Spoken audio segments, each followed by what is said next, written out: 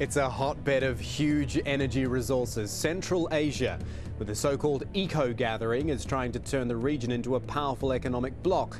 But do these ambitions have limits? And will the various rivalries and agendas work with the region or against it? This is Inside Story.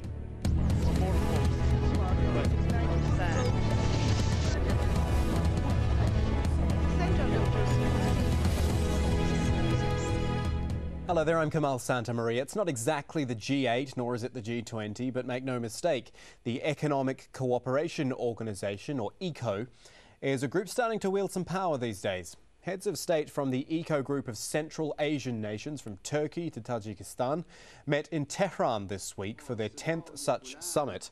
A crucial time, of course, for any economic bloc to be meeting, given the global financial downturn. And even though they're not what you'd call the world's economic powerhouses, they are, importantly, nearly all countries with gas or energy interests, making them that much more influential in the global economy. Here's the map to explain exactly where we're talking about. There are 10 eco countries.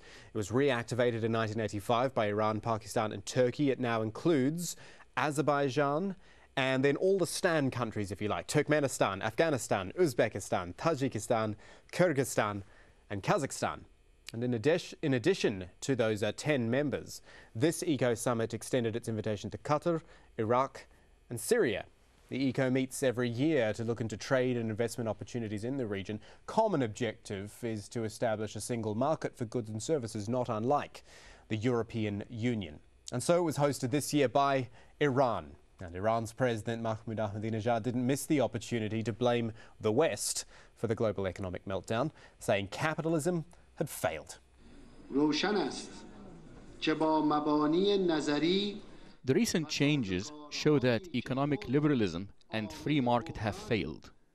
When the international capitalist organizations issue orders for the injection of hundreds of millions of dollars from the government treasury into the market in order to rescue big companies and banks, they announce out loud the failure of capitalism. Let's now bring in our guests. In Tehran, a regular contributor to us, Sadegh Zibakalami is a professor of political science at Tehran University. In Växjö, Sweden, is Mossad Zinedine. He is a professor of economics at Växjö University.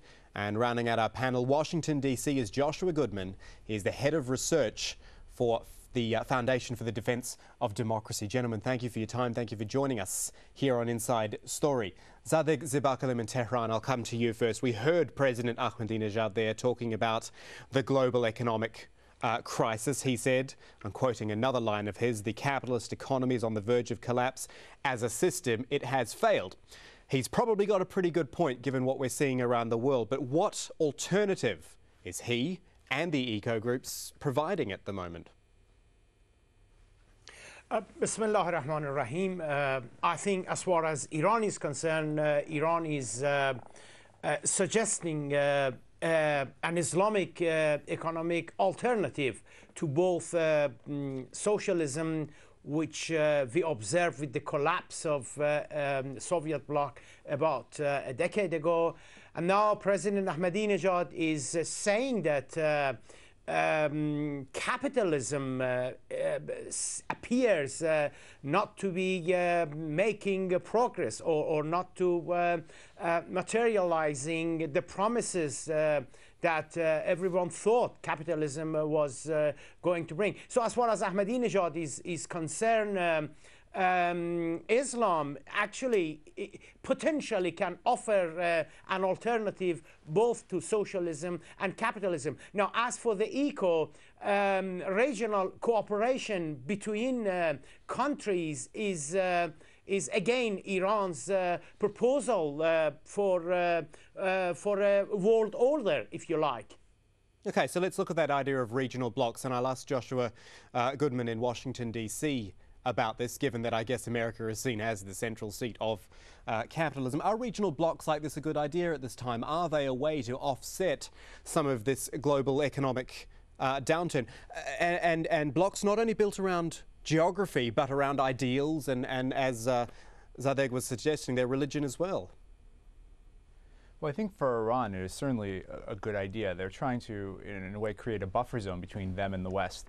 It's clear that the West and parts of the West have unified against Iran with regards to their nuclear program.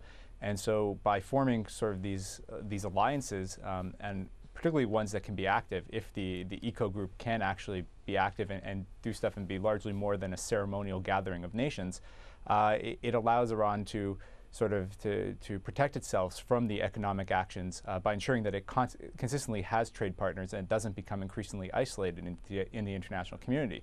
I mean, Iran has proposed a joint currency and a joint banking system within ECO, and these are certainly ideas aimed at countering US-led sanctions, even UN sanctions, which have really targeted Iran's banking system and limited its ability to interact in the global economy. So in a way, Iran is creating its own little regional economy with which within to operate. And so I think from their perspective, it's certainly a good idea. And from the US, it would be, if successful, to their detriment. And do you think it could work, though, for Iran in, as I suggested earlier, the same way that something like the European Union has worked? Not just for Iran, but for that region, should I say? Well, it certainly has potential, but again, there are issues over how the economic system would work. These are countries that are governed by different principles. The proposal of an Islamic style of governance within Iran is certainly not a shared belief within these countries. Moreover, one has to question whether that style of governance works. If you look at the Iranian economy, it is not exactly a model of economic success, and while it's built on Islamic values of social justice, it has not really provided that to its population, and something that I think will play out in the presidential elections in June. So it's very skeptical that the international organization, an international union of sorts, could work. Even the European Union has many faults economically. So there's certainly reason to be skeptical that it would achieve the goals that Iran claims it can. Mossad Zinedine, in Sweden, what potential do you think this region has? The ECO countries, including Iran and obviously around to Afghanistan, Pakistan, what potential do you think they have economically, particularly in light of economic crisis? I think that the question itself is not correct question, because what the potential they have huge potential. But the accurate question is, can they achieve the goal of economic or political integration or cooperation? So they have the potential, but they cannot achieve the goal because of many factors, historical factors and modern factors. Some of the factors, of course, as everybody knows, that internal and external factors, such as political factors, economical factors, social factors, cultural factors, religious factors. There is some, or there are some hidden power or known power which are against any kind of, could be against any kind of economic or political integration, because they think, because if you look at Muslim countries, they are more than 1.5 billion, the population, okay? It's huge power, huge market, and they can create kind of threats against other unions or other blocs. Okay, and we're going to talk more about this in the second half of our program. Sorry, I'm going to interrupt you there because there's another thing I'd like to introduce at this point, and that is the topic. We've talked about the politics and the economy. We want to talk about energy and energy security, particularly in Western Europe. Now, Europe, of course, heavily dependent on Russia for its gas supply. It is looking for alternatives, especially in light of the spat between Russia and the Ukraine, which cut off gas supplies for 2 weeks back in January. Have a look at this on the map there. The European Union is backing the creation of something called the Nabucco pipeline. It will bring gas from the Caspian Sea through Turkey onto Europe. Problem is, it's got to travel through some other countries, at least one other country, before getting to Turkey. It'll require some cooperation from those countries. You see them there, Georgia. Russia, though, the most important one there, which is, as you can see, already making other arrangements. A preliminary agreement with Central Asian countries to build the South Stream pipeline that's going across the Black Sea and then into Europe. Basically, it means Russia's stranglehold on Europe's energy could get even tighter. And so what's the only other route? There it is, through the Caspian Sea and through Iran.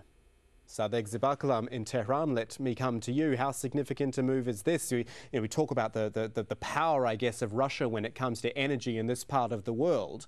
And with the way that a lot of the world views Iran, how significant could this be?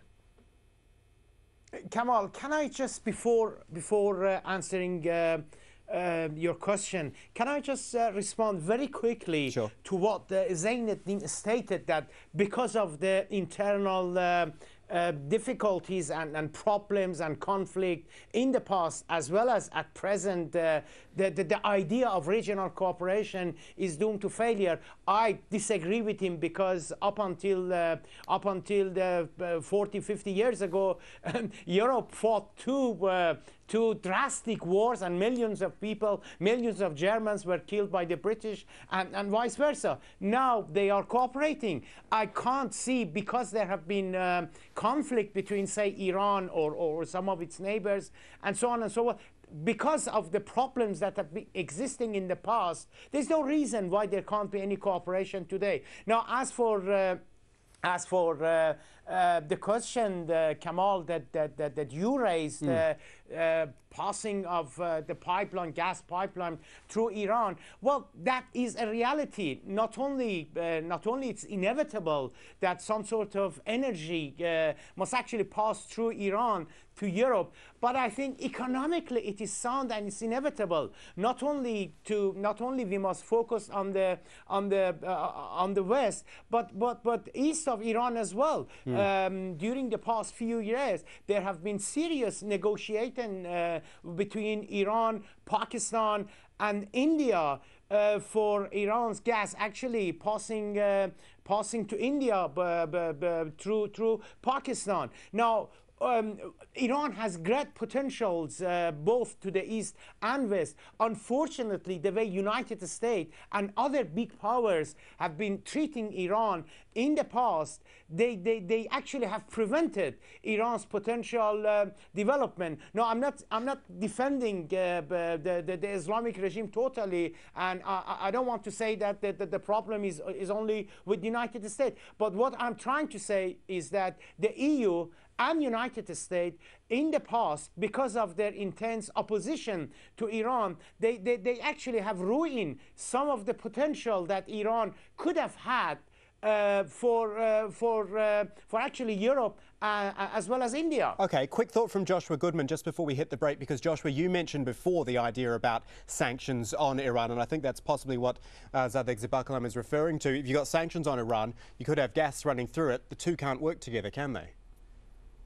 No, they certainly can't. And I think the fact that the real only tangible alternative for Europe for having natural gas running through Russia is Iran is certainly something that Iran is cognizant of, and it could really weigh into their decision making as to how long and how strongly they pursue this sanctions approach to Iran's nuclear program. Gentlemen, stay with us. We're going to take a quick break. When we come back, we'll discuss, as we have a little bit already, the politics surrounding efforts to build a strong bloc in a volatile region. Back in a moment.